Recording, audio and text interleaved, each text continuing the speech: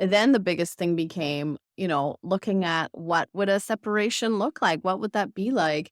And so much fear and sadness came up, of course, because this is someone who I've spent the last 5, almost 6 years with. This is Dating Greatly, the podcast where we talk about dating, love, and relationships. If you're a woman who dreams of a healthy relationship, but you're scared of putting yourself out there, this podcast is for you. By the end of each episode, you're going to feel more confident, courageous, and empowered to put yourself out there and start meeting your person today. Hi, everybody.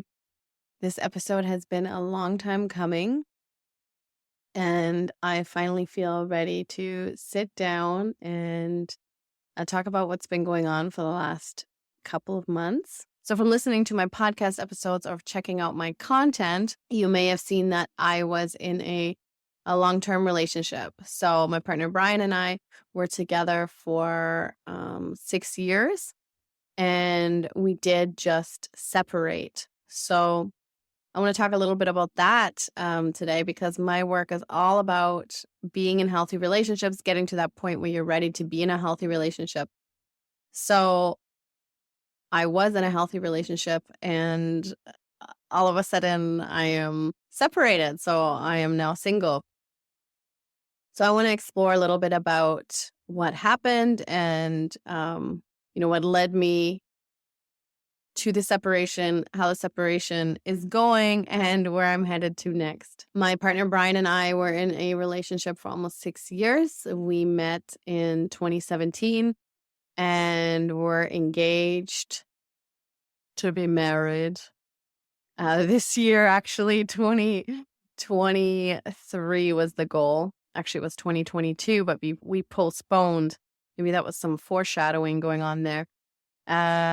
So we met in 2017, and we had a really good relationship. He was and is a great companion, a fantastic friend. He's hilarious. He's super intelligent, financially savvy, athletic, just a wonderful, well-rounded person. And we had 5, 6 great years, lots of adventures. We went through COVID together. That definitely, there was definitely some core moments that really molded us together. And COVID was one of those things full of challenges, but at the end of it, we seemed stronger for it. And I say seemed for a reason. One of the things in our relationship that we did really well was communicate. So we had excellent communication. Everything was always addressed like really quickly, and we were able to talk about it. And I don't think we ever really had, we had some fights or disagreements, but it never lasted really past a day. One or the other would apologize if that need was there. And it was always just talked about, unpacked, and we were able to refocus and just get on with our life. So that was really awesome. I was very good at asking for what I needed, very good at communicating any kind of desires, boundaries, anything like that. I was pretty open, and I had to learn that. So I didn't enter the relationship with all of this knowledge. I learned that. And I mean, the last 5 years for me personally, I've grown an insane amount. I would say more than any other years combined. So just so much growth. I really unpacked my inner stuff, my stories, my beliefs. Brian was a really good partner to grow and learn with. He was always open and receptive. And so, we grew a lot together. For him as well, he just kind of jumped on board with my, self-awareness, my growth. He just always kind of kept up and did his own thing with a men's lens. So there was a lot of things that worked well in our relationship. people would admire us by how we were with each other, how we communicated with each other, and how we were able to solve disagreements and arguments in our relationship. So that was always really good. But all is not what it seems. And so if the relationship was so good, why am I now separated? Why did we break up? And like I said, we were engaged. We got engaged in 2020 and weren't in a rush to get married. And then with COVID and stuff, it was almost like, it was pretty logical that we weren't getting married. So it was like 2020, we got engaged and then COVID happened. So 2020, 21 were out anyway. We knew that and we wanted some time to be engaged as well. And then 2022 came around and we would talk about the wedding and then it would be like, we would settle on something, but then either me or Brian would be like, no, I don't like that. Or let's get eloped or let's have a big wedding. Like we went back and forth and changed our mind all the time, but then we'd never settle on anything. We're like, all right, we'll address it in the future. So I definitely noticed that there wasn't a rush to get married, which I find okay. However, it was the third year of being engaged and our family started asking questions. And I realized that with the getting married part, it just wasn't coming easily to me. It wasn't like a hell yeah, let's get married. Let's have this party. Let's join. I was always kind of neutral, like, well, I don't really need to get married. I know it was important to Brian. I think traditionally, and also he wanted to make that commitment to me, which was lovely. For me personally, it was never anything that I really was like, yes, let's do it. Let's get this thing done. And at first I thought it was only my preference. However, early this year, Brian really decided to take the bull by the horns and be like, we're going to get married. Like, I'm going to plan this. We're going to do this. And I'm tired of kind of waiting. Like, let's do it. And so I noticed when he said that I was like, whoa. And I really felt myself put the brakes on, like, uh-oh. So that was a sign that, like, it wasn't what I had expected. And I felt like that's not how I want to feel when my partner wants to organize the wedding. I want to be like, hell yeah, let's get it done. I'm super excited to be your wife. And that just wasn't there. And, but there was definitely other things. And in the later stages of 2022, doubts started to creep in. And I was always very certain of our relationship and about where we were going. However, in late 2022, that started to shift.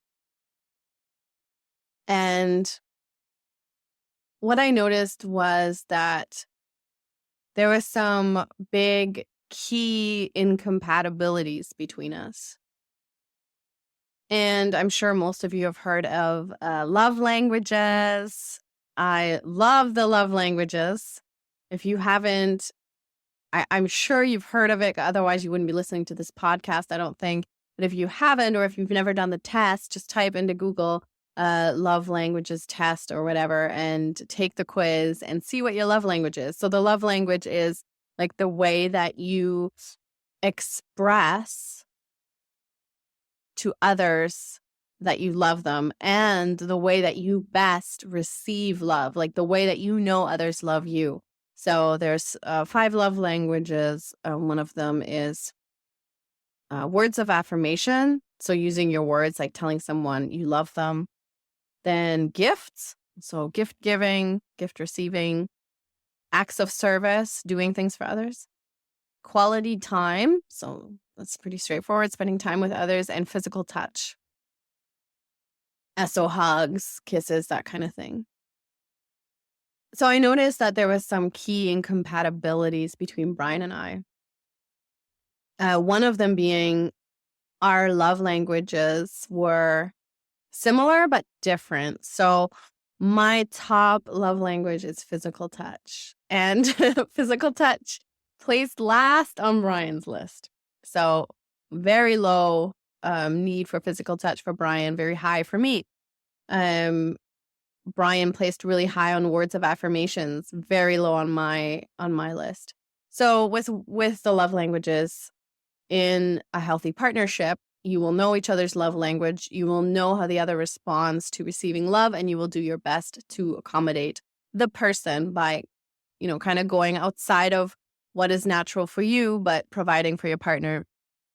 And Brian always did his best to provide the physical touch for me. Definitely didn't come natural. And I also did my best to ask for what I needed in that department. So asking for hugs, asking for, that kind of thing. So that was definitely different. And I also noticed we both have quality time as a high love language. I think we both placed it like second or something like that. However, and this is also interesting, what is our definition of quality time?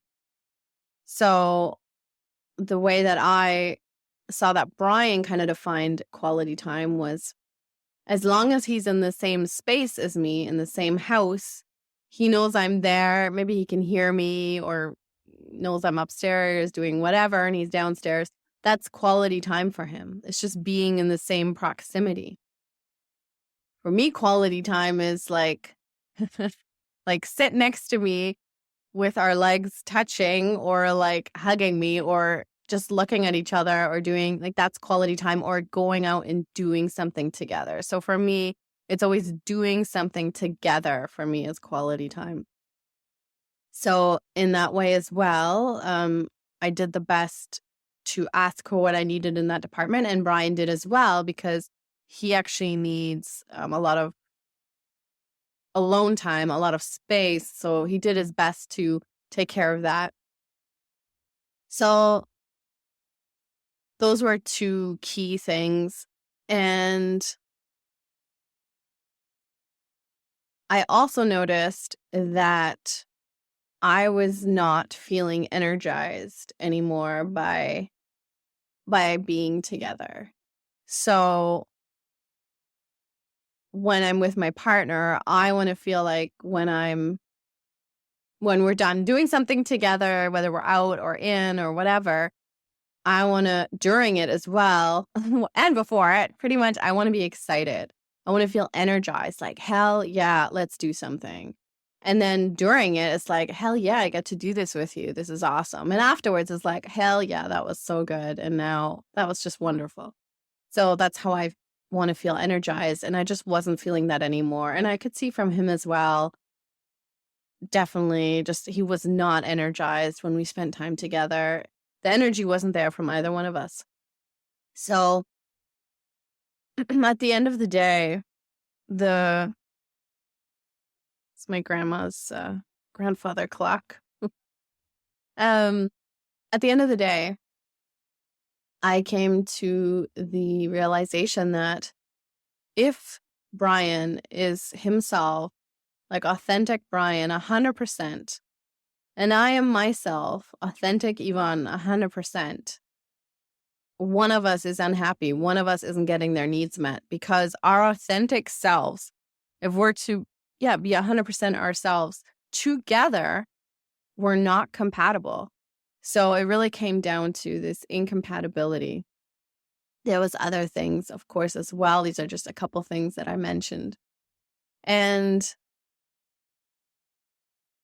I came to this fork in the road, and I took it. That's it. Oh, what is that? I want to say Yogi Bear, but that's not true. Yogi Berra or whatever, that baseball player. Anyway, I probably butchered his name. So when I recognize these things, when I recognize those differences, before I made the decision that I needed to leave the relationship, I looked at it from a point of, okay, well, what do I need to do that I can provide these things for me? Which is a really healthy mindset. Like, I can't expect my partner to take care of my needs all the time. I need to be able to provide these things for me, even things like physical touch. So I was like, all right, well, I'll sit here and hug myself, or I'll give myself these things, or I I can get my hugs and my affection. I can get it from my friends. I can ask my partner to give me a hug. So all these things, I was like, I need to provide this for me. I need to figure out ways that I can do this for myself. And I did a really good job with that, even for physical touch. Quality time, I started, okay, I was like, I need to embrace my friends more. I need to create quality time elsewhere. I need to get my connection elsewhere with people that also value connection and quality time and physical touch. So I did a really good job with that. So that is a good thing to ask yourself if you're ever in a situation where your needs are not being met by the other person. Well, it's not their responsibility to meet your needs. It is your own responsibility to get your needs met. So how can you provide those things? All those things you want from your partner, how can you provide that for yourself? Yeah, so I went through all that where I provided for myself. And for a while, I was like, okay, that's good, that's good. And then I just came to a realization that, yes, I need to provide these things for myself. However, I can expect support in all these areas from my partner. I can expect my partner to provide these types of things for me as well. And again, my partner did the best he could. Brian did the best he could to provide those things for me. But again, it came down to an incompatibility. So at the end of the day, I knew for a lifetime, Brian was not going to meet my needs. And that was a heavy realization. Like, I'm not going to get my needs met in this relationship, even if I step up for myself. It's not going to happen. So, do I continue with this relationship, which is stable, which is loving, which is a great companionship? I laugh. I have a great time. We have great conversations. We have a lot of the same values. Do I continue this relationship knowing that these areas, those areas of like the physical touch, the quality time, the energy, those types of things, that deep connection, I'm not going to have my needs met. And I did not want to do that. So imagining being together for another 10 years and not having these aspects fulfilled, and also knowing I wouldn't be able to be my authentic self, or both of us together wouldn't be able to be our authentic selves and have it be harmonious. I knew that I could not continue. I also knew that for Brian, I knew that I wasn't the best partner because he values his independence and his freedom and his alone time so much.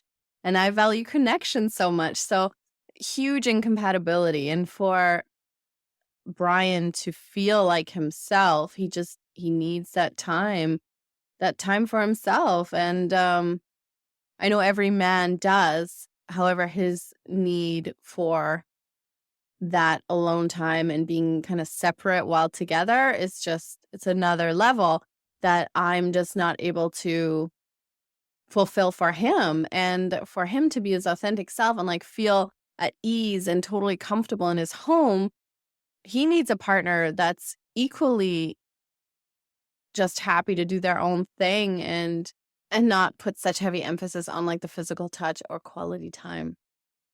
And then I recognize, so my needs for these aspects are stronger than my need to stay in this relationship. And then the biggest thing became, looking at what would a separation look like? What would that be like? And so much fear and sadness came up, of course, because this is someone who I've spent the last 5, almost 6 years with. like living in the same house, being together all the time. He's family pretty much. And just there's an intimacy there that's, yeah, it's just scary to think about, okay, how would this look like if I'm not with this person anymore? So that was super scary, really, really scary. And also, what will my finances look like? What will all this, like everything we've built up and created together, what will that turn into? And is he gonna leave? Is he gonna go back to Newfoundland where he's from? And that brought up a whole bunch of things from my childhood, like abandonment wounds. When my mom left when I was 16. So part of me was like, oh my God, I'm gonna lose the most important person to me. So that it brought up a whole bunch of stuff from the past. And all of a sudden I had to navigate that. So then I started to retract again and be like, oh, well, I think I can make it work. I think it's okay. Because it came down to, like, on the one hand, I had the kind of the safety, the security, the attachment, familiarity, everything with Brian on the one hand. And that's like, yeah, that's safe, that's comfortable. And then on the other hand, I had the possibility of what's next, like the freedom of being by myself, the liberation that comes from that, the joy, the fulfillment, the connection, the depth I could experience if I left this relationship. So these two things were fighting, like it was the safety and comfort versus joy and liberation. So they were in a huge conflict, and it took me a while to get past that. So yeah, all this fear came up, and I really got to a point where I was like, which one of these, joy and liberation and freedom, or safety and security and comfort, which one can I live without? And not even without, which one can I provide for myself? And which one do I need to go get? And I came to the realization that, okay, I am not 6 years old anymore. I'm not 16 when my mom left. I am an adult woman. I am 37 years old. I've been on this planet for a while. I am street smart. I know what I'm doing. I have extreme self-awareness. I am emotionally intelligent. I have so many tools and support systems in place that I can provide that safety and security for myself. I can do that. So if Brian's not here to give me that in this home and this familiarity, I can step up for myself and give myself that. However, the joy, the liberation, the freedom, the intimacy and connection, that I was not willing to, I guess, suppress. And once I made that decision that I can provide the safety and security for myself, that I don't require Brian to do that for me, I was ready to transition the relationship. And as soon as I did, like, all the anxiety that I had been feeling around it, about having that conversation, because those are tough conversations to have. As soon as I made the decision, as soon as the conversation was had, all the anxiety went away, and I just felt peaceful. I felt at peace. The conversation and everything that came afterwards was just an incredible display of how far I've come, and also how far Brian has come, and how much we've grown and how much we care about each other. The whole thing was just so anticlimactic and peaceful and loving and caring and open and honest. I am just so impressed with how it went. We both shared our feelings, our truths, and really went through this whole process of transitioning our relationship to a friendship, just really gently and lovingly. And we both wanted to take time. We didn't want to just, from one day to the next, him move out or whatever. We both wanted it to be a gentle transition that took some time. And so actually it took 2 months, which I think by the end we were both, we would have been okay just having 1 month of a gentle transition. By the end, we were like, all right, this can happen now. Because we had done a lot of processing together, a lot of grieving together, planning together, all this stuff. Even though it was very sad to make the decision and to know that, okay, this is now the end of this book. We both knew and felt and stated that it was the right thing. Yeah, this was the healthiest separation that I've ever experienced. In the past, I often would just cut things off and then cut them out of my life. I am not in touch with any of my exes, really. I just always cut it off and goodbye, see you later. But with Brian, it was just, there's so much appreciation there and love that's not an option. Yeah, it was just a really healthy transition. We're in communication about, how it's going for both of us, because that's another thing. When you spend 5 or 6 years with a person that you deeply care about, you want to know that they're doing good. You want to know that their new life is going well and that they're settling in. And maybe they're not. So you want to have that conversation about, how, if they're not doing so well, because you know each other, especially after that time, probably better than most people know you. So that was really important to me to have those conversations after separation as well.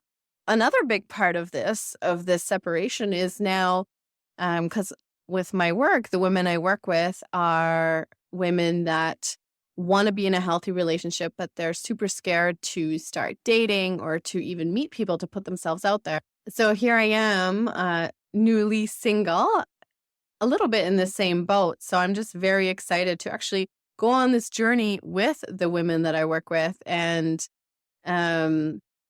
just have a different point of view now, again, being single and starting to date and meet people. I'm very excited for that part of it. I learned so much. I've prepared in so many ways. I'm so much more knowledgeable than I was 5 years ago.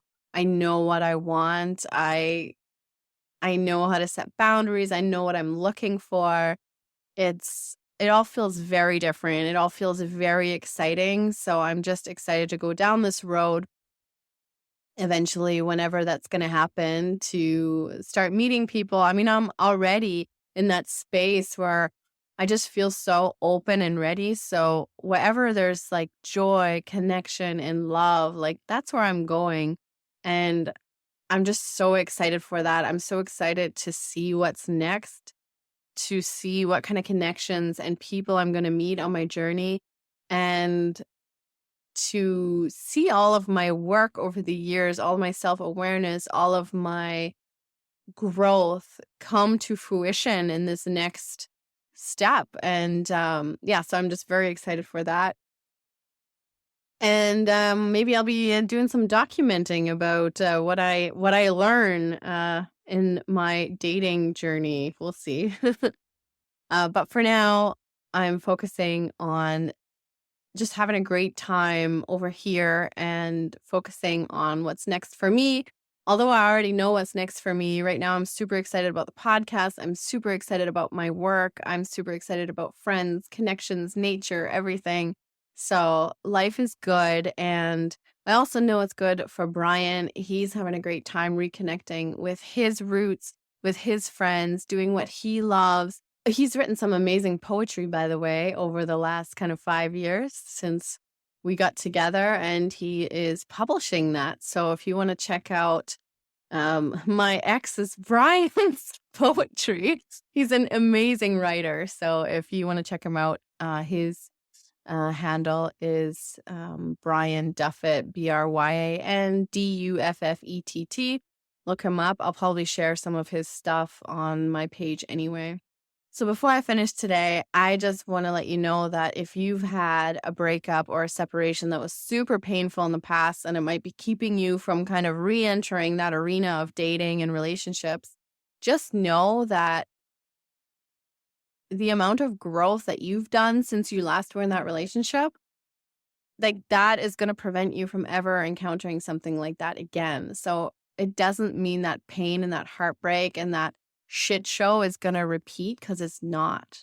And I'm a great example of that. The way I handled breakups in the past and the way that I handled this one, it was a world of difference. So, of course, every separation or breakup is painful, and no one likes pain, but it's part of life. And what's on the other side is just incredible.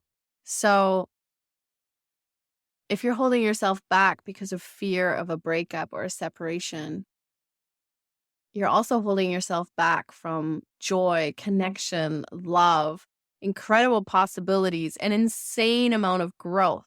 Like the amount of growth that I've done in the last 5 years with Brian by my side, I would not have done on my own. You need a partner to mirror the things that come to the surface. You need a partner to help you heal that stuff.